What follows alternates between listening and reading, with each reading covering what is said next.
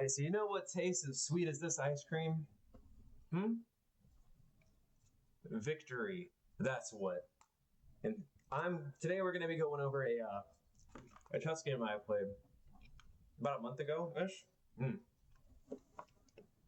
So I'm black, and we're playing a game against a guy that I'm a bit higher rated than. Um, and let's just go over it and see what kind of mistakes were made. So first, excellent move, 1e4, putting a pawn in the center, trying to grab some space, get some control, um, making space to get your pieces out, whatever. What I play as black is called the Hippo defense, and generally, the goal for this is to get the same setup every single time. So basically, I'm trying to get my pieces out kind of like this. So we're going to get my bishop here. Pawns are going to move forward. Knights are going to come in. This pawn's going to come up. This bishop's going to be fianchettoed. That's the general idea. You also push these pawns up, blah, blah, blah, whatever. It's objectively not a good opening. You can see right now, just without any depth on, it's at 0.9, which basically means that white has an advantage equal to basically an extra pawn. If you let the computer think more in depth, you're going to see that drop drastically. It's more like 0.6 here. But that's also with perfect play. And one of the things that makes the Hippo great, I mean, you're playing against a person and not a computer. They're not real. People aren't generally going to understand why it's plus 0.6, but you still have to know how to play the Hippo, and it's easy to fall behind if you're not careful. So let's go over this a bit more. This move is bad. And it's bad because you're essentially wasting a tempo. Like this move isn't necessary right now. It's better to go ahead and start getting pieces out. You're blocking in your bishop here. Like you might want to bring your bishop out at some point. Now you can never do that. But it's kind of a waste of a move. Let's move on. I'm moving forward with my plan. He is developing, and it's going to go exactly how I said, at least for me. This move here, definitely a bit of a waste. I don't like that. Computer doesn't totally hate it for some reason, but it would have been better to get bishops out, knights out, or bishops out, knights out, get some pieces developed, try and fight for the center. Again, not a big fan of that move. Same thing for me, just getting developed. And really, see, he's moving his bishop here. It would have been better to get it out here, but and you can see I really don't even have to think. I got my whole setup here, and I can do this in pretty much every single game without putting too much thought into it. Like you still have to be careful not to fall for any traps, but he really didn't put any pressure on me, which I am very thankful for. This move, not a big fan of. You can see here I already have a slight advantage on a low depth, which shouldn't really happen this early into a game, especially as black. I don't really like this move by me, but I think part of why I played it is because I had a sense that white didn't really know what they're doing. Just this setup by white is really inefficient. There's better ways to go about it. And by passing the move back to him, I'm kind of hoping that he makes some type of positional mistake. Another thing is that this move doesn't weaken my position, and it's a move that is going to be useful to me. Like I'm not going to regret playing it. It helps restrict his knight and prevent some funky ideas, and it's just a useful kind of waiting move. He's coming for an attack over here. I like it. It's not a bad idea at all. I'm doing the same thing over here on this side, passing it back to him. Same thing, preventing his knight from getting in. This is kind of a waiting move by him. But you can see the evaluation's already going more towards my favor because this is a bit of a waste of a tempo. He needs to come up with a plan now before I start coming up with ideas of my own. Don't particularly like this by me. It probably would have been better to castle. Let's see. Looks like castling is slightly better. This, you don't really want to push here until the opponent pushes first. Like, let's say if they move this pawn, like these pawns are normally side by side, and whichever one they push forward, I push forward the opposite to close down the center. This is kind of a waste of a move for me, but it's still not a big enough deal, and I still have a very slight advantage, but I mean, really, this is just a dead draw. This gives me a pretty big advantage. He is, he's spending a move to move his knight back.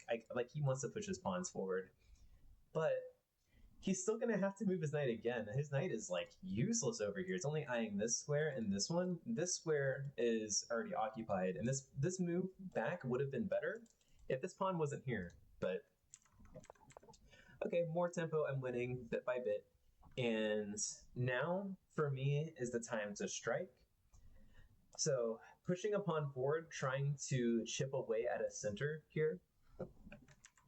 And one thing that's kind of interesting is that these central pawns are actually worth more than these pawns on the side. Like, yes, we're taught that all of the pawns are worth 1, and they are, but if you look at it under a microscope, these pawns on the edges here are actually worth more, like 0.9.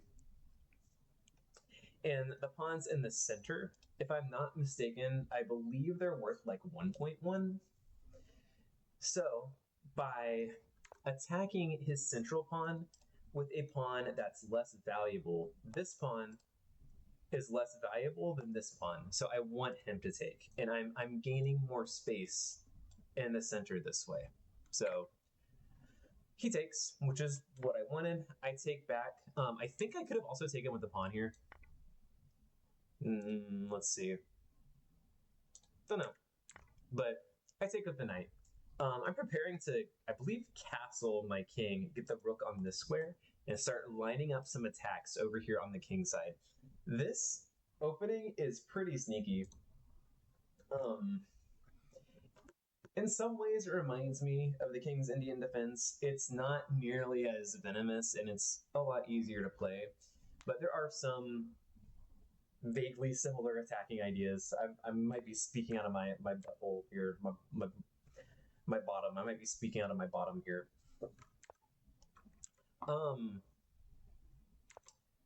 Okay. From here, I have a massive winning position, and I'm not sure why here is a big mistake. Oh, it's because... Wait, is this it? Yeah, okay, so this is because he... By moving here, I am going to be losing a tempo on my knight, which I think I'm going to be losing that at some point anyways. Let's try to understand this, but it actually, the computer would have really liked this pawn push, which... This is one of these types of moves that I am not as great at spotting. So basically, the computer wants me to grab more space in the center. These pawns are actually pretty secure right here. By moving this up, it's defended big time by my bishop. Like, he's not able to put enough pressure. I'm also threatening things like winning a tempo on his knight. It's actually a pretty solid move. That's something to keep in mind in my future games. But I definitely have a blind spot for moves like this. I am so adverse to pawn pushes unless I can very, very clearly see something. Pawns are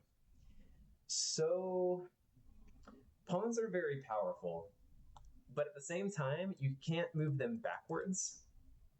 And there's actually a lot of positions where you would like to move them backwards. So you have to... Moving a pawn forward is such a big commitment, and it is... Certain moves I don't even think about because they don't feel very good, even though they are good. Moving here is horrible, by the way.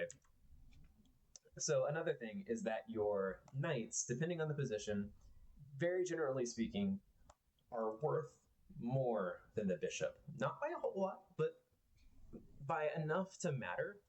So by moving his bishop here, he is just offering me a trade that I think is beneficial to me. I castle here. I don't take it right away.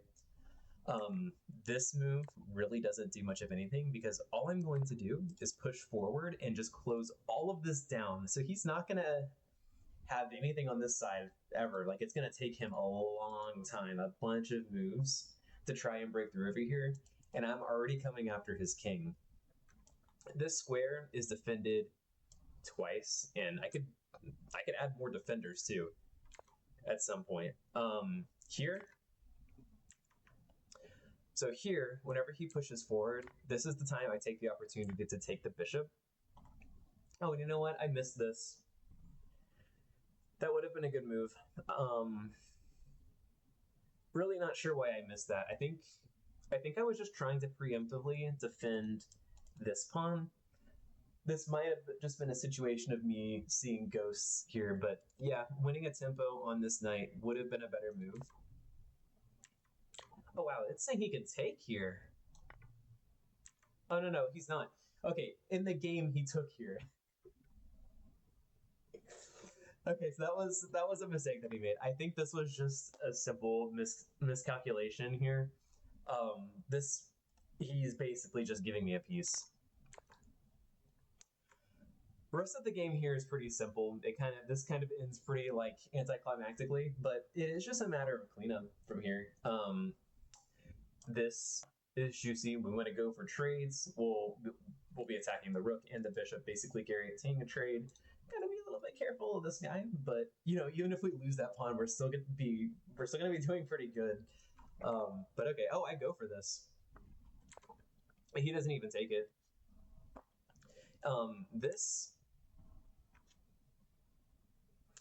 This is even worse. Hang on a second. I mean, yeah, he doesn't have any good options here because now I can take with check. He has to take back with the queen, and I double up, eyeball this pawn. This is really bad. This knight is hanging. He's gonna lose more stuff here, or at the very least, I'm gonna get more trades. So okay, take the knight. He takes back. This is a check. This pawn is looking good. Probably the best move is to come over. Yeah, or it would have been better, I think, to defend the pawn, but okay, fair enough. He lets me inch even closer in. Now, this pawn is under attack. This pawn is under attack. I believe he goes for a trade here. No.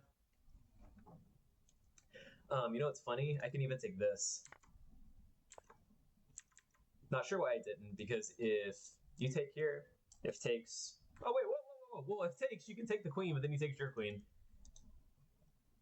So don't take there. I'm glad I didn't do that. Okay, queen trade here, excellent for me. This is so good. It's just a matter of cleanup. Yeah, you can take this pawn, because if he takes back, you can take his rook.